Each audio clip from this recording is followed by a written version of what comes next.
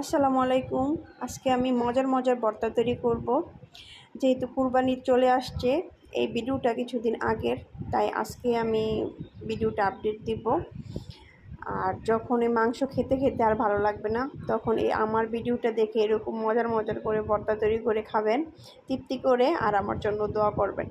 আশা করি আল্লাহর রহমতে সবাই সুস্থ আছেন, ভালো আছেন।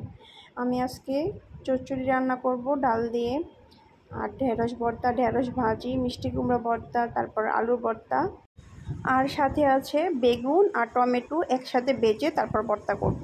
এই ভর্তাটা খুব বেশি মজা হয়েছিল। আর এখন চচ্চড়িটা বসিয়ে দিচ্ছি। এখানে পেঁয়াজ, কাঁচামরিচ আর একটা তেজপাতা দিয়েছি, পরিমাণ মতো লবণ আর তেল, হাতে মেখে পরিমাণ মতো পানি দিয়ে এটা বসিয়ে দিব। ডাল ভর্তা করব না, এই জন্য ডাল একটু চচ্চড়ির সাথে দিয়েছি। যেদিন এই ভর্তা ভাজি করেছি সেদিন আমার বাচ্চাদের খেতে খুবই কষ্ট হয়েছে।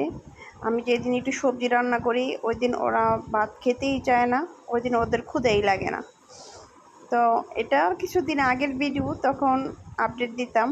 ভিডিও এডিটিং করতে পারিনি, এই জন্য দিতেও পারি নাই। যাই হোক, একদম জোরে চচ্চড়ি রান্না হয়ে গেছে।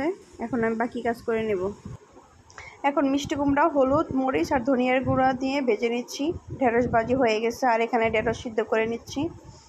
মিষ্টি কুমড়াটা হচ্ছে আমি ডিম দিয়ে ভর্তা করব।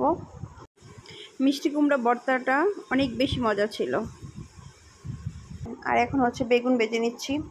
বেগুনের মধ্যে হচ্ছে আমি হলুদ, মরিচ, ধনিয়ার গুঁড়া আর আদা রসুন বাটা দিয়েছি, আর সামান্য জিরা গুঁড়া দিয়েছি। এই কয়টা ভাজা রাখবো, আর বাকিগুলি হচ্ছে আমি ভর্তা করব। আমি যেহেতু অনেক ঝাল পছন্দ করি, তাই এখানে অনেকগুলি মরিচ ভেজে নিয়েছি।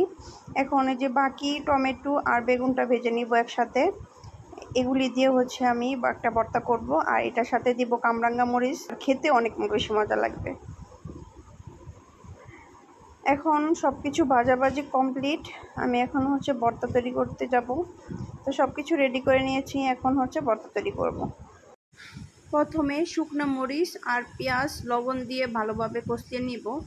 প্রথমে লবণ দিয়ে শুকনো মরিচটা ভালোভাবে কষিয়ে নিচ্ছি, একদম মিহি করে নিব। এই কষলানোটার মধ্যে কিন্তু ভর্তার স্বাদটা থাকে। যত সুন্দর করে এইটা কষলাবেন, ভর্তাটা অনেক বেশি মজা হবে। ওই দিন আমার হাত প্রচণ্ড জ্বলছিল, তারপর ভর্তা যেহেতু খাবো তো কষ্ট করতেই হবে, তাই না? আর দিয়ে দিচ্ছি সরিষার তেল। এটাও কিন্তু একটা ভর্তা হয়ে গেছে, মরিচ ভর্তা। এটা কিন্তু গরম ভাত দা অনেক বেশি মজা লাগে। এখন সব কিছু নিয়ে নিলাম। এখন শুধু পেঁয়াজ আর মরিচটা দিয়ে ভর্তা করে নিব এক এক করে। প্রথমে আমি ঢেঁড়স ভর্তাটা করে নিচ্ছি, আর দিয়ে দিলাম ধনিয়া পাতা আর সামান্য সরিষার তেল। ঢেঁড়স ভর্তা হয়ে গেছে। এখন আমি মিষ্টি কুমড়া ভর্তা করব।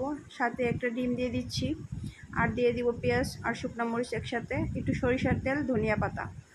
সবই একই প্রসেসে বানিয়ে নেব। আমার কাছে এই মিষ্টি কুমড়া ভর্তাটা অনেক বেশি মজা লাগছে। এটার সাথে আপনারা চিংড়ি মাছ বা যে কোনো মাছও দিতে পারেন।